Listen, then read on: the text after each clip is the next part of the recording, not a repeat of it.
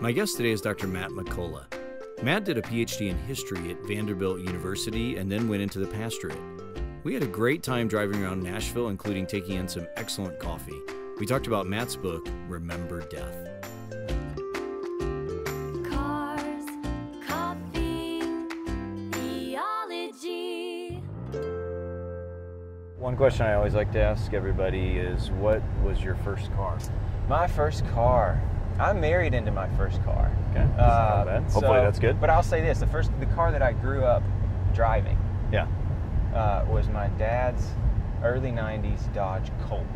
Okay. Probably my favorite car to date to drive. Yeah. It was a stick shift. Yeah. Made out of tin foil. I'd be surprised if it had 4 horsepower. Right. Was it a 4-speed, 5-speed? Do you remember? It was a 4-speed, Okay. I think.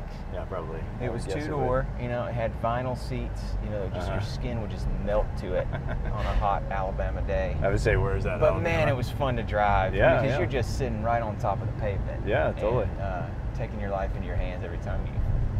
Well, and driving a stick. I mean, that's part of the reason. I always feel like when I'm really driving. Yeah. Like when I'm driving an automatic, I feel like, Yeah. okay, I'm just kind of part of this whole thing. Totally agree. This feels like I'm in control of the car. It just gives you something to do. Yeah, well, that's Makes true it too. harder to text and drive. Harder to text and drive it. Yeah. I've thought maybe we should revert and make all teenagers drive a stick There for the you first go. 10 years or something like that. There you go. Yeah. So how did you end up here? You did a PhD at Vanderbilt. I did. Yeah, that's what brought us here. So you were in Louisville. I don't know if we overlapped. I don't think I knew you there, but I don't think so. So when did you come? 2005. Yeah, you were right after me. So we, my wife and I, we grew up together, South Alabama, moved to Louisville for college at Boyce College. Right. So I was there for 3 years, 2000 to 2003. Not a lot of times do people get to talk about their PhD dissertation. Yeah, so that is true. I really want to hear. I really do. Especially, that is true. And if you could go ahead and call me Dr. McCullough, it would be one of the only 5 maybe times in my life. Okay, that I've been Dr. referred McCullough, to please that way. tell So me if about you your wanna go ahead dissertation. and just use that the rest of the time. Okay, that'd I be will. great. I will. So I studied Christian nationalism. Okay. And once I got to the point of the dissertation and narrowed it in, I was very interested in Christian nationalism among American pastors. And so to make the most bang for my buck, I focused in on times of war, because that's when pastors were most likely to be talking about what is America, what is its role in the world, what is God doing. Yeah, through and this people nation. are listening too. People are listening. Yeah, it's just it's not like new ideas necessarily come from those times of war, but ideas get expressed more likely than not, and sometimes get refined. My advisor, who also studied religion and war, was his focus. Oh, okay. In the colonial period, and I was his research assistant. Had done a ton of work with him on background stuff for that, collecting sources and working through them. He finally, probably from being tired of having dead-end conversations with me, just suggested, well, why don't you take some of these questions into a more recent war that hasn't been talked about as much. So, which was? It was the Spanish-American War. Okay, yeah, for sure. And man, it is tailor-made for dissertation because it only lasted 4 months. So you've got built-in boundaries for what you have to cover. You don't have to explain yourself that much. Right. Nobody In knows the Revolutionary anything about War, this. it's like 7 years of material. Right. And this was 4 months. So it also was a flash in the pan. I mean, I think it was very influential. Obviously, take my word for it. Yeah. It was. No, I don't think it's much on our American consciousness at all. But It's not a big part of our narrative. It's not a big part of our narrative. Right. And so that's the perfect combo for dissertation. That's cool. Influential, but not very talked about. What I argued was that it was much more polished than this in the published version. But that this particular war had a set of circumstances in the way that it played out that were uniquely suited to confirm a view of American destiny that was, if not completely new at the time, certainly being expressed in new ways, and then would go on to be very influential. So that view of American destiny is that America's role is to not merely be an example that other nations rally to, city on a hill style, but to take freedom, to take the benefits of American society to other people by force if necessary. Which is going to continue all the way to today, through, really. Through to today. Yeah. So the Spanish-American War Right. is the first time that Americans waged a war beyond continental borders, right, with the express purpose of freeing someone else who was not free. You've got a little bit of that kind of rhetoric that starts to come out about halfway through the Civil War. when the war really became focused on emancipation for the Union. Right. So it's kind of an extension of that. It is, but in some new ways, because these are people that are being oppressed by Spain and Cuba and the Philippines. And America, at least going into it, is talking about just setting them free for their own sake. Yeah. Not and the to, pastors not are to picking take up on them. that. They and love preaching that. Yeah, right. they love that. So they're picking up on it and even taking it further, using analogies like the death of Jesus as a sacrifice to justify sacrificing the lives of American boys for people who are not able to free themselves. These are explicit connections being drawn in their sermons. I think they thought that they could not imagine America not being good for the people that they went to liberate. And so they were not prepared for what actually happens in this war, which is that after the war itself is officially ended with Spain, when America decides to stay put in Cuba, and especially in the Philippines, those who had been insurgents against Spanish authority there turned on Americans because they saw for what it was, one nation taking over where another one had left off. So is that where our relationship with the Philippines started? Yeah. I didn't realize that. Yeah. Okay. Yeah. So what happens then is a much longer war between Americans and Filipinos that ends with the kind of brutality that Americans had complained about Spain using in Cuba. Right. Concentration camps to starve out support among villagers for guerrilla warriors. Right. So that's what had happened in Cuba, as Spain was basically starving all these people to try to keep them from supporting the guerrillas. And it comes to that under American policy in the Filipino War. But by then, attention had really waned. They weren't paying as much attention. I mean, I've to never it. heard And that. Most people probably haven't. And obviously, it's not a very and even the positive pastors chapter. at the time weren't paying attention, weren't preaching the kind of sermons at that point that they were. Because things had gone on. Exactly. Right, yeah. So I told it as an ironic and tragic tale. Yeah.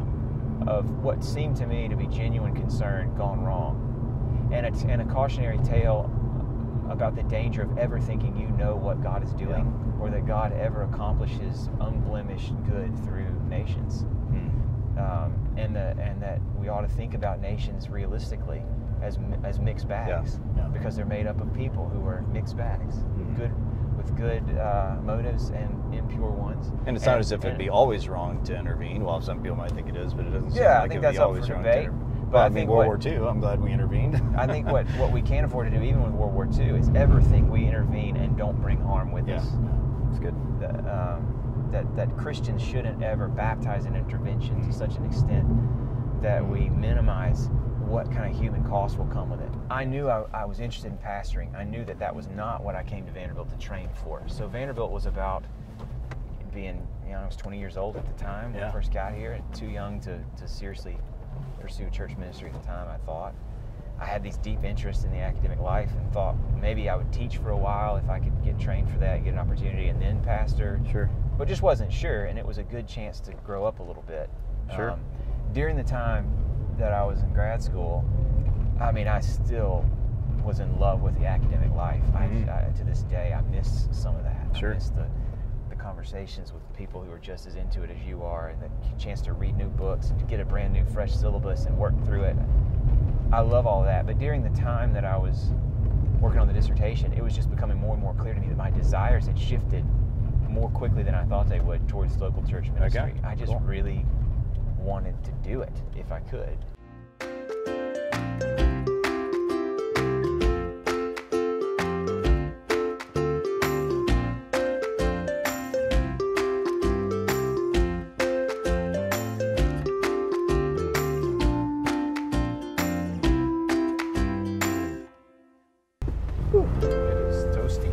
Toasty. If you just kind of go this way. We need our powder crew, or Yeah, I powder know. both of our heads. The heads, not made for this direct sun. Exactly. All right, so choose a number between 17 and 183. 17 and 183? You know that common question. How am I supposed to do that? Just choose a number. If not, we can have Siri do it. You want Siri to do it? Okay.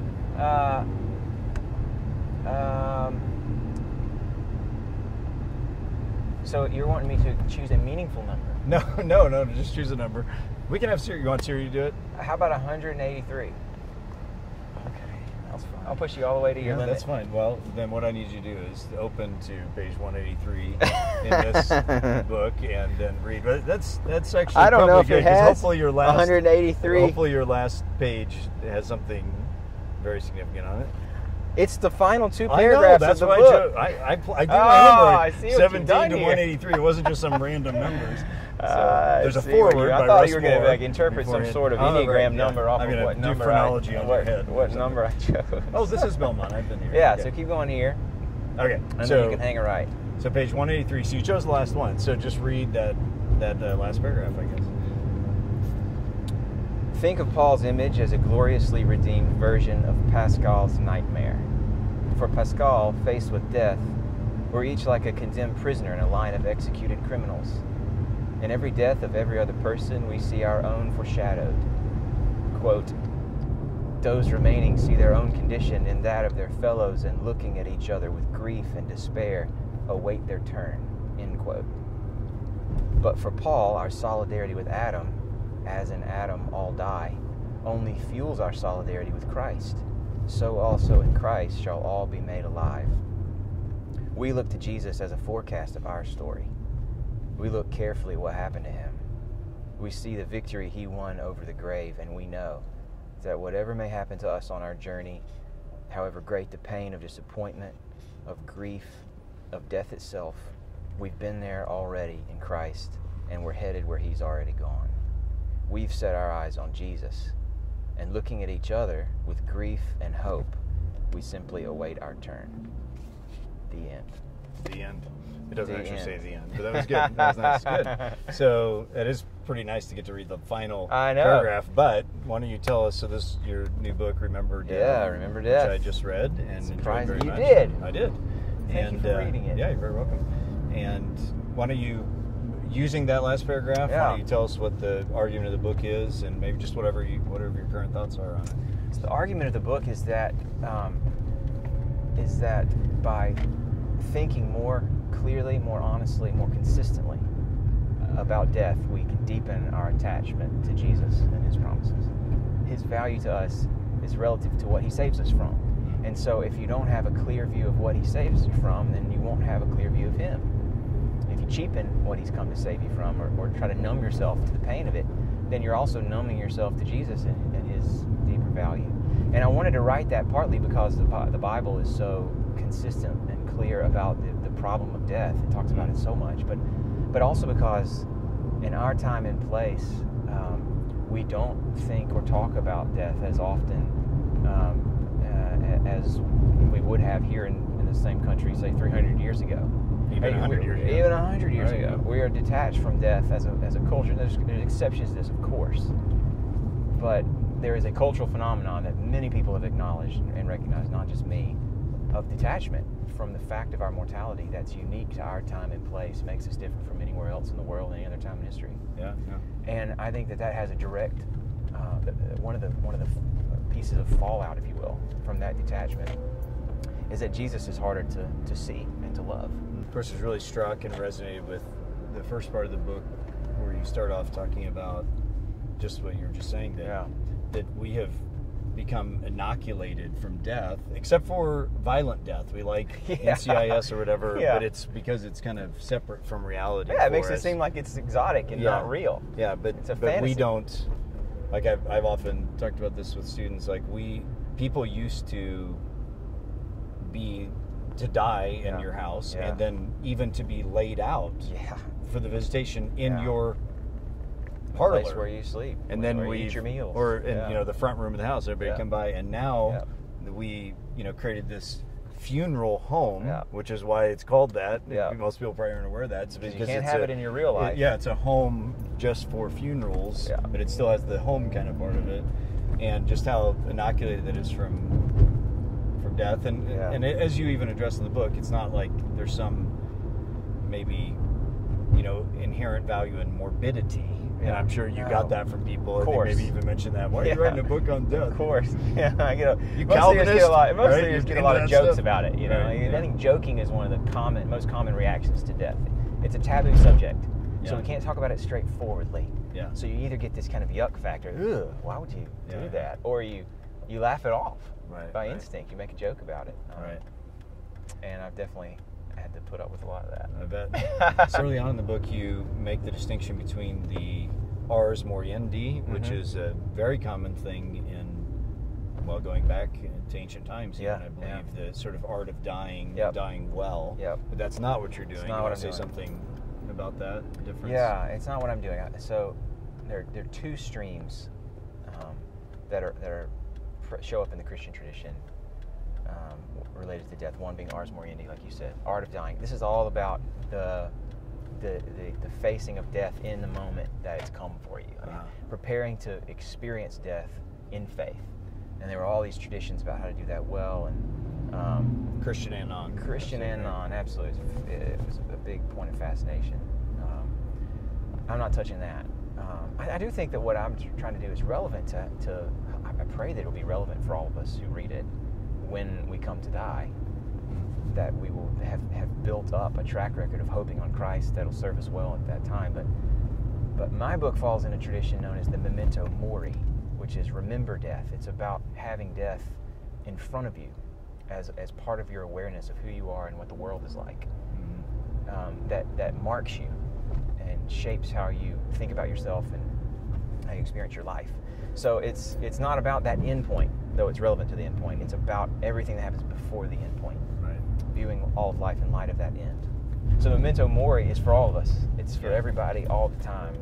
Well, let's talk about that with children, because that's one of the things that's certainly striking about earlier times and then has majorly changed. And I'll just say from the beginning, I feel truly ambivalent about that. I feel like to some degree it makes sense that we are sensitive to children's fears, probably. I agree. Yeah. And just because the Puritans, did it or whatever is not good enough for me. I mean, it might be good, but I'm not a. That's an argument in its favor, but not a definitive one. Yeah, for sure. Right. I mean, I'm ambivalent about that tradition actually myself, but that's another conversation. I can imagine that the Puritans probably had grammar alphabet books that. I think you even mentioned something like this. Maybe it wasn't the Puritans, but that it was the all Puritans. skull and crossbones. The New England Primer. You're gonna die. Taught them how to remember their letters. The New England Primer, A is for alligator. That's right. B So that is was for from ball. C is for cat. D is for death or something. Yeah, something like that. Yeah. There Okay, was a few of them like that. Yeah. So to get back to the question, so I can see what you're arguing, and maybe you're not arguing strongly about children, but I can see the general argument you're making would make sense. And on the other hand, I don't feel like we've completely regressed. Maybe there is some greater sensitivity to child psychological development that maybe they didn't have. So I'm just curious if you could reflect on that. I'm absolutely open to that. I don't know. So I'm facing this. I have kids. With your kids. I have every an day, almost 8-year-old. You're going to die. A 6-year-old and a 2-year-old. And no, absolutely not. But I am not hiding it from them. Yeah. So anytime it comes up, we're talking about someone in our family. Our family member died a couple of years ago, almost 2 years ago. Brought him to the funeral. We talked about it a lot. When deaths occur in the public eye, if there's something in the news that they happen to see or ask questions about, I try to shoot really straight with them in the answers. When we talk about Jesus and why I'm trusting in Him and why I want them to trust in Him, death is a factor in that. We definitely talk about sin a lot and our need for forgiveness, but I try to straightforwardly tell them that I need Jesus because my body is going to die and I don't want it to. I want to live with you and with Him forever. Right. And I want them trusting in Jesus quickly. At this point, I don't have a real positive agenda that I'm trying to push on them. I don't bring up death on any particular planned out Great home schedule. run. Too bad you're gonna die. Yeah, right, exactly. Nothing like that. That would be more. But I'm trying to check my inner desire to avoid hard conversations about it. That's and as it comes, I want to explain the world to them as they experience it. So as it comes up, I'm trying to talk about it. Yeah. I think you're right, though. I think that the Puritans were more in your face about it than I want to be, and they didn't know as much as we do now about child developmental psychology, and I think there's room for filtering how much kids know and when. Right. Yeah. I just think we've gone too far. About Yeah, that. I think you're probably right. I mean, moderation in all things, right? The amazing value we put on medicine, the reliance, and also Yeah. particularly on medical doctors like Vanderbilt Med or something, as the most important people in society now. So coming at it from a little different angle, but I think it connects to what you're doing. What first struck me about this is that I was thinking about a PhD, a doctor of philosophy, and you probably heard all the old jokes, you know. My dad's not the kind of doctor that helps people, you know what I mean? Just a doctor of philosophy, right? And so I run a large PhD program, and so I'm, you know, regularly asking, what is the value of this, honestly? You know, for people to spend time and money to get a doctorate in philosophy/theology, various sorts. And one of the things that was a real turning point for me was actually a retired medical doctor in Louisville that I got to know, who actually went to Vanderbilt Medical School. He was a longtime child neurologist, and he came to realize that what he did, as good as it was actually kind of boring, and that it wasn't really, to use he didn't call it this, but I would call it wasn't metaphysical. It really was just learning. It was a trade. You know, it's learning how to analyze things. You know, he's a very intelligent guy, and it's, you know, we're all very thankful for great medical care. Yeah. But it wasn't philosophical in the sense that it was really just a trade that any very intelligent person could learn to recognize symptoms and make an educated guess about what this means. And of course, then there's a level just beyond that of a surgeon does have a you know, physical skill, but he went back and did an MDiv then later because he just was intellectually bored and it wasn't answering the metaphysical questions. So that I had several conversations with them, and that was a real turning point. And I began to think about, you know, it was only probably 100 years ago that the pastor, theologian, and the professor was the most important person in society because they were offering a whole way to understand the entirety of life, where the medical doctor was, you know, a lower person. I'm not trying to lower them in society, but they didn't have the same kind of power and respect. Yeah.